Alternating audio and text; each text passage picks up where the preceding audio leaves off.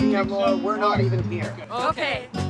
We've put together a little Bob Ross Appreciation Society today. So I'm a fan, and I actually didn't think that I'd ever possibly either see one in person or ever have a hope of perhaps finding one for sale somewhere. They just never come up for auction, and trust me, I keep my eyes out. This is kind of a big deal for me personally. I watched when I was a kid, and he's the reason I picked up a paintbrush for the first time. So people have a very emotional connection. Look, I'm tearing up. People have such an emotional connection to Bob. And you can say whatever you want, whether you like the scenes or you don't, or they're your style, but he's therapy for so many people, and people love him. So his paintings sell for a lot of money. I'm holding one of your paintings, so you have two, and you each have another Bob Ross. How did you get him? Oh, my parents got him in the 70s. Quonset hut sale. Salvation Army.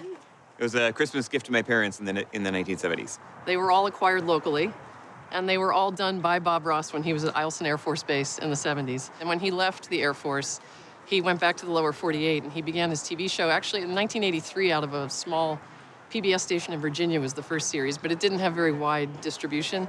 So it wasn't really until 1984 that most of the country was starting to see the joy of painting.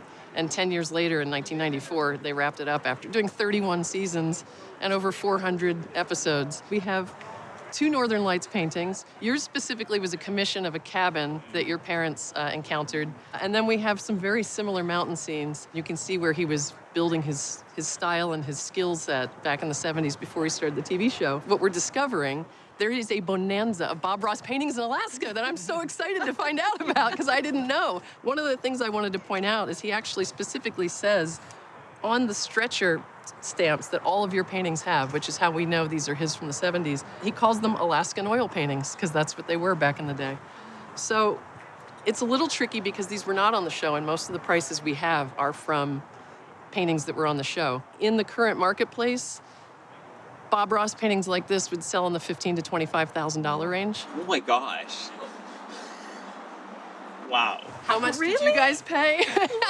Do we have any prices here? So you inherited $12. 12. You win, I think. Mine was $5. $5 At the at Quonset hut. Paintings from the TV series sell in a certain range. There was one that recently did $41,000, and the most expensive one that we've heard of was from the very first TV show, and that did 6 figures. Oh, wow. Oh my gosh. From humble beginnings came the joy of painting, which was obviously a beloved franchise for PBS, so we're keeping it in the family today.